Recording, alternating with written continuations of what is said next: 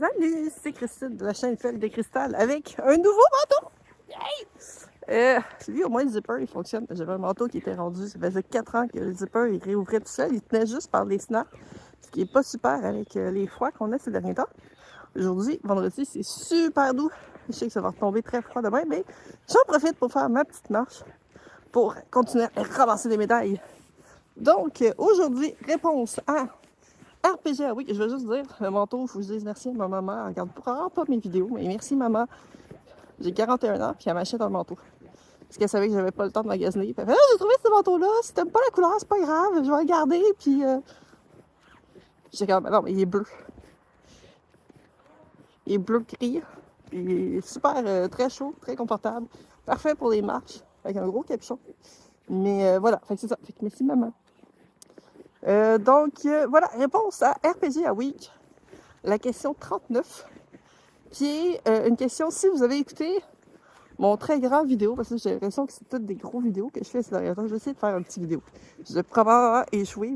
Mettez en commentaire vos théories. À ce moment-ci, combien de temps va durer la vidéo? Puis, je verrai. C'est celui qui sera plus proche va gagner un morceau de robot. Voilà. Donc, le question 39 de RPG Week. Ceux qui ont écouté la vidéo que j'ai postée, je crois, hier, sur les 5 questions sans réponse, il y a quand même une question qui se ressemble beaucoup, mais je vais l'aborder un peu différemment parce que j'ai pensé à d'autres choses. Ça, c'est le genre de choses. J'ai pas de texte quand je fais mes vidéos. Hein. Même quand je suis à la maison, j'ai genre zéro texte. À la limite, je vais voir les questions qui étaient écrites. Quand je suis à la maison, les 5 questions. J'avais les 5 questions dans un notepad avec la question bonus d'Andréane, mais sinon, j'avais pas. J'ai pas de texte, je m'écris pas. Je pense que ça paraît d'ailleurs. J'ai pas un prompteur avec un texte puis tout. C'est vraiment. Je fais ça, je vous filme ça, puis je le poste, j'édite pas. Je fais vraiment pas la seule fois, je pense, que j'ai fait une édition, c'est quand, à un moment donné, j'ai vraiment oublié quelque chose, puis j'ai comme filmé un deuxième truc, puis j'ai rajouté, genre, en CapCut, la séquence d'après. C'est tout. J'ai essayé de faire un montage pour mon vidéo de tester, test de kit de crochet. C'est super long. J'ai détesté ça, puis je sais que pour ces vidéos-là, j'aurais pas le choix de faire l'édition. Fait que j'en profite, les trucs d'RPG, pas d'édition, c'est très dommage. Puis c'est pas grave, je pense pas que je sois la seule à faire des vidéos comme ça, pas éditées, pas modifiées. Vous avez le draft, littéralement. Les émotions pures du monde qui ont été très surpris de me voir fâcher. Oui, ça m'arrive d'être fâché, c'est juste très très rare. Puis c'est pas une colère qui explose. C'est une colère très soutenue. Donc c'est ça, il y a une question qui se ressemble un peu, mais je voulais l'aborder différemment. Et c'est, est-ce que votre personnage et le joueur sont dissociés? Dans le sens, qu'est-ce que le joueur sait versus qu'est-ce que le personnage sait? Est-ce qu'il faut mettre une barrière entre les deux? C'est sûr que, bon, pour maître de jeu, on peut pas vraiment appliquer ça. Le maître de jeu, il doit tout savoir. Là. Mais, en tant que joueur, est où la limite entre qu'est-ce que votre personnage sait puis qu'est-ce que le joueur sait? Pour éviter ce qu'on appelle le metagaming, donc que votre personnage soit au courant de choses que techniquement, il serait pas au courant. Puis, en fait, moi, je vais un peu l'aborder à l'inverse. Il y a des choses que votre personnage sait que le joueur ne sait pas. Parce qu'il n'a pas vécu 100% de sa vie. Il y a des choses, tu peux avoir des grandes lignes de il a fait ça dans sa vie, il a fait ça. Ses parents, ils fabriquaient des chaises, puis il a décidé de partir à l'aventure. Si vous avez la référence, vous pouvez l'écrire en commentaire. Fait que c'est un peu difficile à un moment donné. C'est sûr que tu peux le faire facilement à part des choses. Tu sais, il y a un moment donné, si tu es au courant qu'il y a un gros secret qui se passe, mais que tu sais que logiquement, ton personnage n'est pas au courant, je pense que ça se fait genre de pas l'aborder en partie en jeu. Tu sais, ça c'est ce que j'appelle un peu genre le sens logique. T'sais. Mais à l'inverse, il y a des choses que ton joueur sait, ton personnage sait que le joueur peut pas savoir. L'univers est complexe et vaste. À moins que tu joues dans une partie qui est contemporaine puis qui se passe genre dans ta ville. Tu sais, À la limite, un peu comme, par exemple, si je prends Vampire the Masquerade, t'as le module de Montréal. T'as carrément un livre que c'est sur la ville de Montréal avec la carte du métro puis tout. Ben, si tu connais moindrement la ville de Montréal, tu connais déjà probablement beaucoup de choses en tant que joueur que ton vampire va savoir parce qu'il se promène dans cet endroit-là. Ça, c'est un exemple. Mais en dehors de ça, je veux dire, il n'y a personne d'entre nous qui a vécu au Moyen-Âge ou qui a vécu à l'Antiquité ou qui a vécu dans le futur, dans 500 ans dans le futur. On ne sait pas de quoi ça va avoir l'air, on ne sait pas de quoi ça avait l'air. On peut juste extrapoler avec qu'est-ce que nous, on sait en ce moment. Puis, une des choses que je fais chez DM pour une partie qui est historique, qui s'appelle Praetoria Prima, j'en ai déjà parlé. D'ailleurs, petite pointe comme ça se peut que je sois en pourparler avec DM à cravate. Ça se pourrait. En tout cas, je dis ça de même. Ceux qui suivent DM à cravate ont une idée de quoi, qu'est-ce qui pourrait s'en venir. Donc, pour Praetoria Prima, où les joueurs sont à l'époque romaine et à l'époque en 50 de notre ère. Donc, c'est sous l'empire de Néron, l'empereur Néron, qui viennent de rentrer sur le trône. Fait qu'on n'est même pas, je pense que c'est, si on y va vraiment en chiffres, c'est en 47 de notre ère. Donc, lui, ils viennent d'embarquer sur le trône. J'ai quelque chose qui n'est pas sur les fiches du perso que j'appelle common sense. Les personnages, il y a des choses que les personnages savent que les joueurs ne savent pas sur la période, sur l'histoire, sur... Puis moi, je suis bachelière. J'ai un bac en histoire que j'ai fait à l'UQAM. J'ai fait 2 cours. J'ai fait le cours général de l'Antiquité.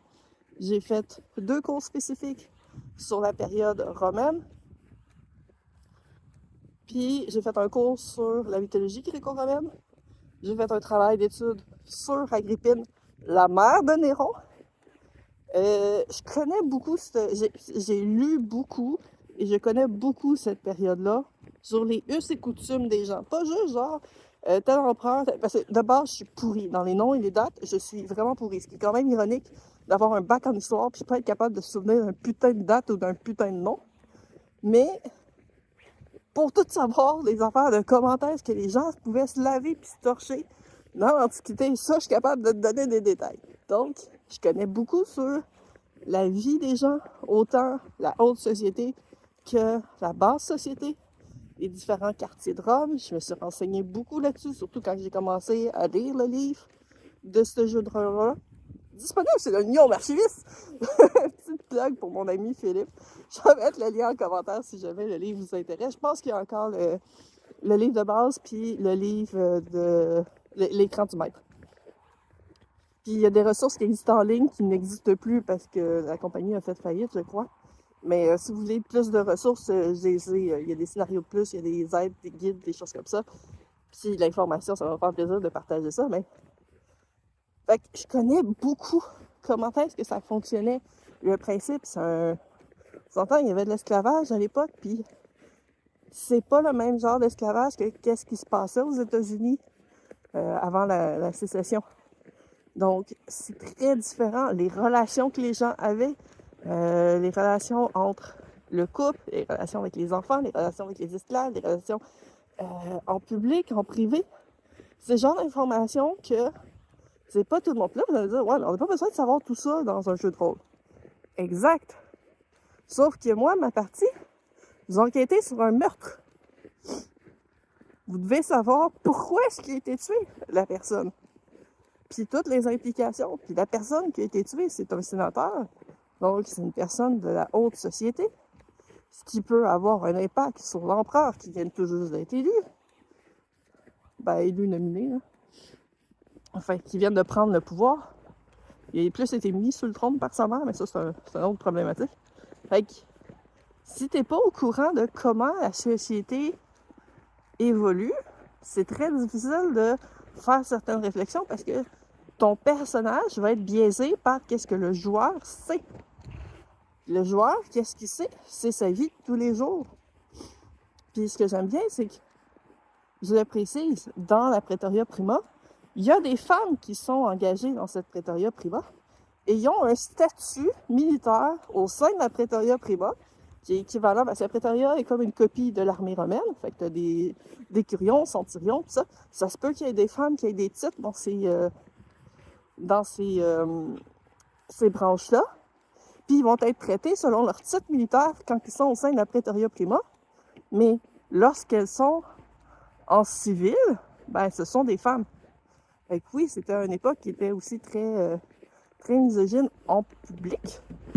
En privé, la femme avait rien à soutirer, là. Je veux dire, c'est elle qui menait la maison. Puis l'impératrice avait beaucoup plus de pouvoir, parce que l'empereur, c'est lui qui décidait des guerres.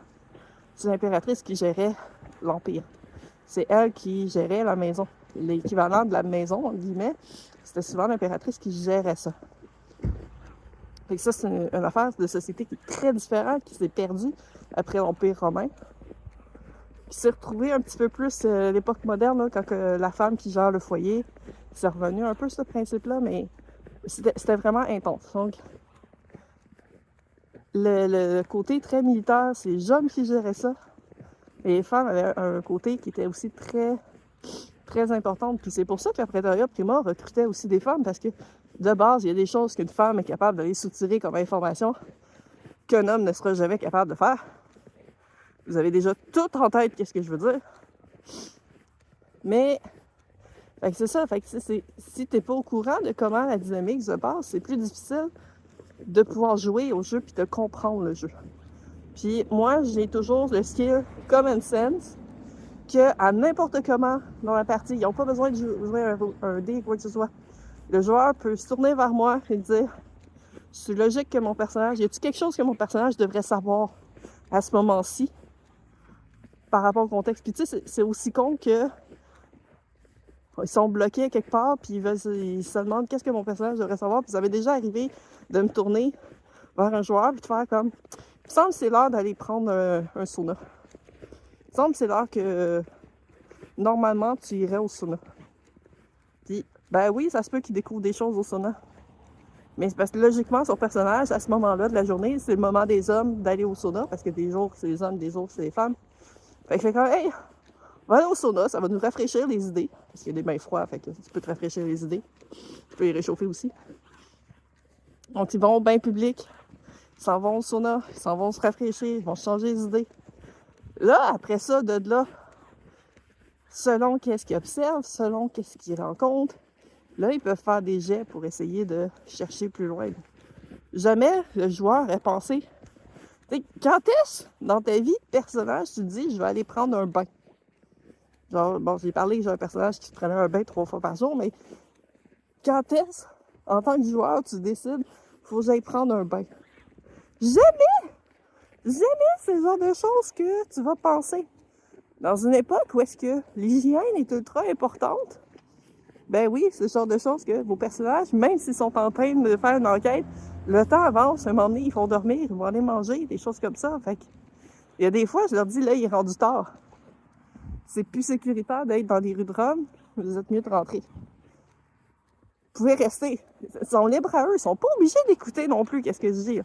Ils sont capables de faire leurs propres décisions. Mais c'est le genre de situation que, ah oui, ils savent pas nécessairement. Les rues sont pas nécessairement safe à Rome quand la nuit est tombée. C'est pas pour rien qu'il y a des patrouilles. Pas juste à Subur, le quartier malfamé qui a du trouble. Faut pas qu'il reste à Subur de nuit. Il y en a un qui a essayé, ça a pas... c'était pas évident. Mais c'est ça, fait que les joueurs et les personnages, la relation est dans les deux sens. C'est normal qu'il y ait des choses que un ou l'autre va savoir, que l'autre devrait pas savoir ou devrait savoir, puis que l'information, elle se rende pas. Puis c'est un peu là aussi, pour des parties avec DM. C'est sûr qu'une partie pas de DM ou joueur solo, ben faites ce que vous voulez, parce qu'à un moment donné, on peut pas tout contrôler, mais je pense que c'est là qui est important pour le DM, de voir soit de fider en information des choses que le personnage devrait savoir, mais que le joueur ne sait pas. Je dis pas de dévoiler une énigme, mais des choses logiques. Tu sais, ça se peut que, par exemple, quelqu'un ne sache pas que tu peux pas transporter 2 très longues épées, exemple. ça marche pas, côté équilibre, tu pourrais pas te battre avec, puis... Fait que, oui, ça crée des malus, je sais pas quoi, tu sais, ça c'est plus statistique, mais tu sais, il y a des affaires que faut que le DM embarque aussi. Faut qu'à un moment donné, le DM fasse comme, je pense techniquement, ton personnage sait tel truc, ou ton personnage ne sait pas tel truc, ton personnage devrait pas être déjà au courant, ou comment est-ce que ton personnage a appris ça? Puis si le joueur sort une raison valable, ben à un moment donné, c'est valable, c'est logique, puis ça marche, ça se peut des fois. Des personnages que ils ont appris de quoi. Puis ben oui, si le joueur est capable de trouver une raison qui est logique pour son personnage, ça se peut qu'il sache. Des fois, ça peut être tiré par les cheveux. Puis là, c'est un peu au DM de faire, genre, mettre son pied à terre, puis de décider si oui ou non, ok, ça marche, ou pas. Puis à l'inverse, laisse pas poreter tes joueurs. S'il y a quelque chose qu'ils devraient savoir, qui vont les aider ou les nuire, ça dépend comment ils se servent de l'information, c'est au maître de jeu de fournir cette information-là. Tu peux pas t'attendre à ce que 100% de tes joueurs soient au courant de l'univers que tu leur présentes. Encore moins quand c'est un homebrew. On s'entend, c'est sûr que si tu prends un univers, là, mettons, Donjons et Dragons, Faerûn, t'as des romans là-dessus. Je veux dire, s'ils ont lu les romans, il y a de bonnes chances qu'ils connaissent les villes, puis qu'il y a un peu comment ça se passe. Mais si tu fais un homebrew, comment tu veux que tes joueurs soient au courant des us et coutumes d'un petit village paumé dans le fond d'une forêt? Ils peuvent pas le savoir. C'est à toi de faire en sorte que tes joueurs aient les outils en main pour pouvoir faire la partie. Donc, à quel point est-ce qu'on sépare la ligne? La ligne, je pense, c'est pas une ligne. C'est une autoroute. C'est une autoroute d'information qui va dans les deux directions. Il y a des choses qui vont du joueur vers le personnage et du personnage vers le joueur. Puis, t'as des entrées puis des sorties. Puis ça, c'est qu'est-ce que ton maître de jeu t'ajoute comme information sur le monde ou te dit non, ça n'a pas de sens. Fait que moi, c'est un peu comme ça que je vois ça. Il n'y a pas de... Tu sais, en dehors de choses très évidentes que... Tu n'iras pas fouiller dans le livre de ton maître de jeu pour savoir c'est quoi la suite. Pour vrai, sérieux, faites pas ça. Ou si c'est un scénario qui est préconstruit, allez pas lire le scénario pour essayer de trouver ça. Pour vrai, c'est poche, ça. C'est poche. Pas juste pour le maître de jeu, c'est poche pour vous autres. Je veux dire, c'est un peu comme si tu prends un Agatha Christie, un roman, puis tu t'en vas à la fin, puis tu vas lire c'est qui est le meurtrier. Tu sais, c'est comme, tu gâches un peu le fun de l'enquête, puis tout.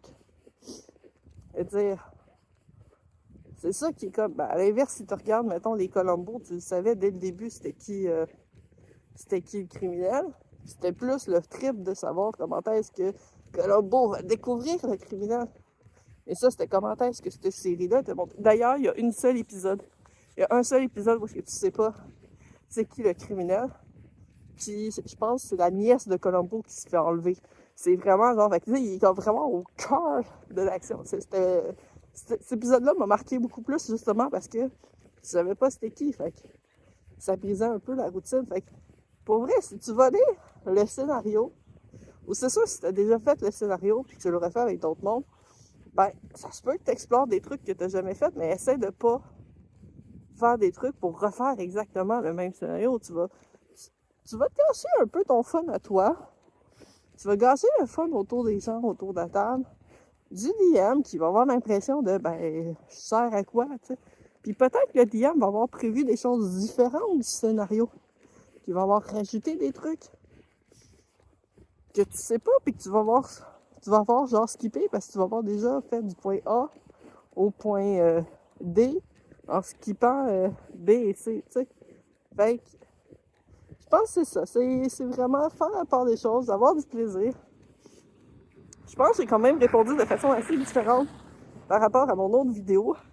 C'est quand même pas pire. J'ai fait 20 minutes avec une seule question. Hier, j'ai fait 35 minutes avec 6 questions. J'aurais pu faire quasiment beaucoup plus long.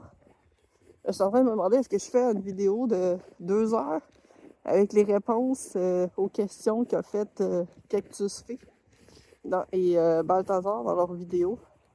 question de vraiment faire une très très longue vidéo. Le pire, c'est que j'ai répondu en commentaire. Puis, elle m'a dit, non, mais tu t'aurais pu faire une vidéo aussi. Là, c'est parce que j'ai tellement de vidéos que je veux tourner, autant pour le crochet que pour le jeu de rôle. À un moment donné, je suis limitée dans mon temps de filmage. J'espère que ça paraît pas trop et que vous avez toujours du plaisir. C'est surtout ça le principal. Et sur ce, je vais arrêter cela. Sinon, je vais encore parler à l'infini jusqu'à la porte de chez nous. Des bisous, prenez soin de vous et à la prochaine!